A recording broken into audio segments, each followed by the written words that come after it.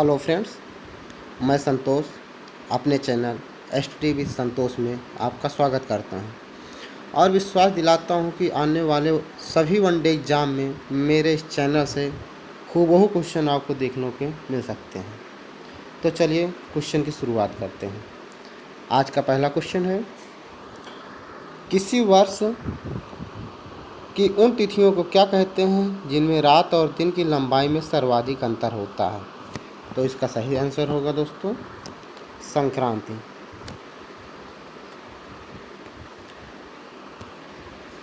अपसौरिका के बारे में जानते हैं।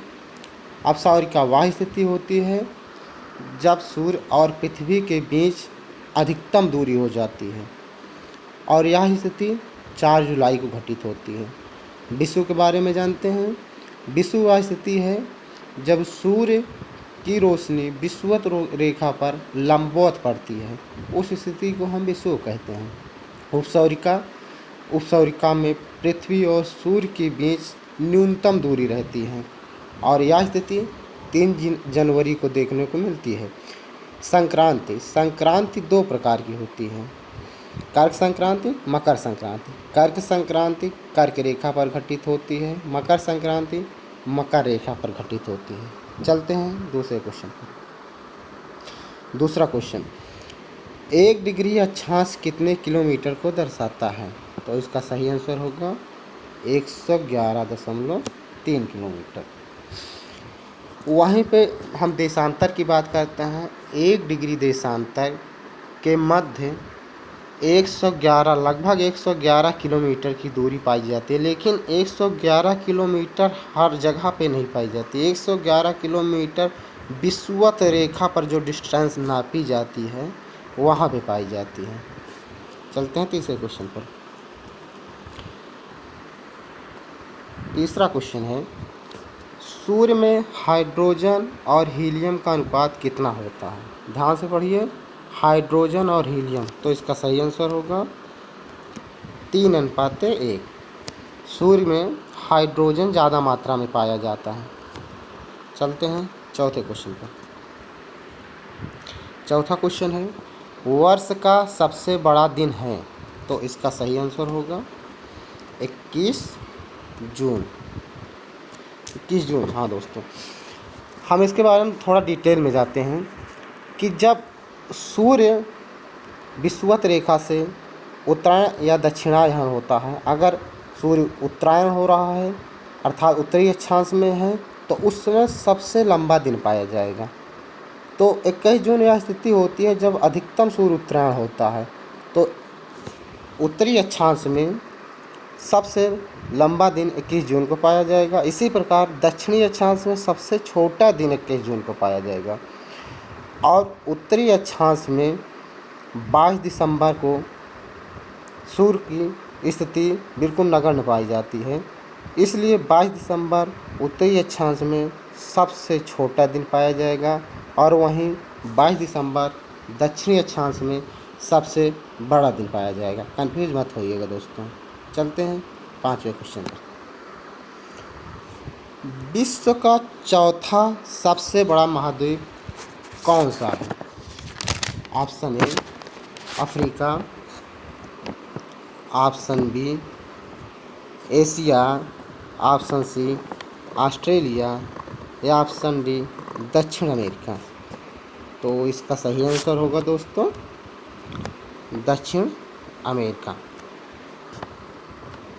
इसका सही क्रम होगा, सबसे बड़ा महाद्वीप एशिया तथा सबसे छोटा महाद्वीप ऑस्ट्रेलिया होता है। ये सही क्रम है, सबसे बड़ा से सबसे छोटा घटते क्रम में एशिया, अफ्रीका, उत्तर अमेरिका, दक्षिण अमेरिका, अंटार्कटिक, यूरोप एवं ऑस्ट्रेलिया। चलते हैं नेक्स्ट क्वेश्चन पर। नेक्स्ट क्वेश्चन है, विश्व का तीसरा सबसे बड़ा क्षेत्रफल किसका है?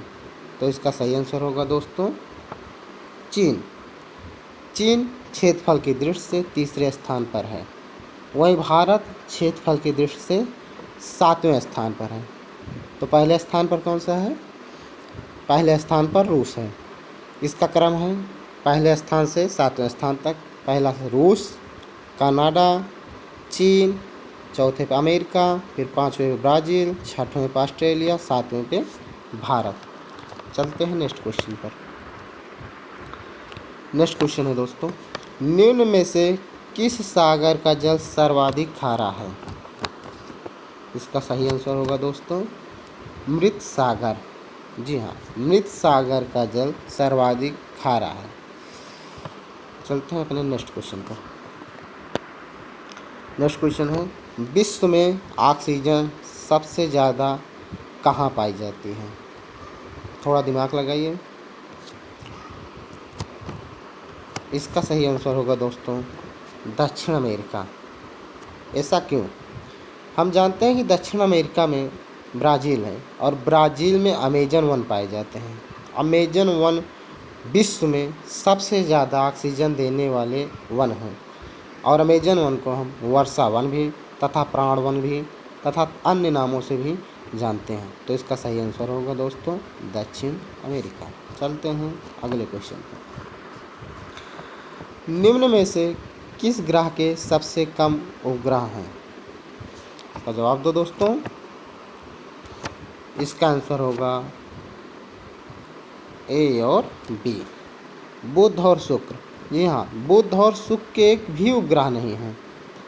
बुध और शुक्र के एक भी उपग्रह नहीं है। सबसे ज़्यादा उपग्रह बृहस्पति के हैं, इसके 70 उपग्रह हैं। पृथ्वी के एक उपग्रह है, उसका नाम है चंद्रमा। चलते हैं नेक्स्ट क्वेश्चन पर। आज का हमारा आखिरी क्वेश्चन है दोस्तों, दिन और रात कहाँ बराबर होते हैं? दिन और रात कहाँ बराबर होते हैं? तो इसका सही आंसर होगा दोस्तों विषुवत रेखा पर। सही आंसर होगा विषुवत रेखा पर। ध्रुवों पर 6 महीने का दिन तथा 6 महीने की रात होती है। अगर आपको वीडियो अच्छा लगा हो तो लाइक, सब्सक्राइब तथा शेयर करना ना भूलें। धन्यवाद।